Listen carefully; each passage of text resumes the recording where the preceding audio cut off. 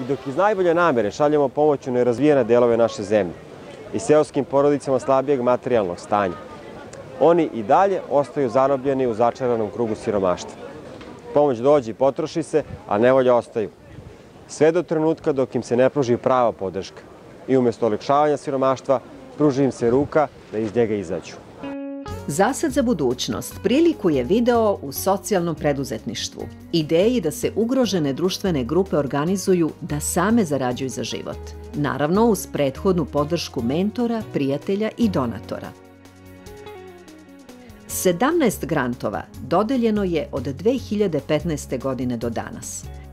Zasad za budućnost je društveno odgovorna akcija naše kompanije. Samo investicije u poljoprivredi mogu u velikoj meri da smanje nezaposlenost, da smanje siromaštvo i da obezbede veliki izvoz Srbije.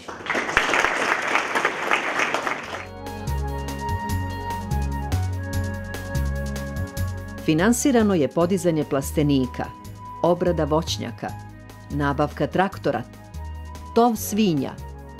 U domaćinstvima u zapadnoj Srbiji sade se voće i povrće.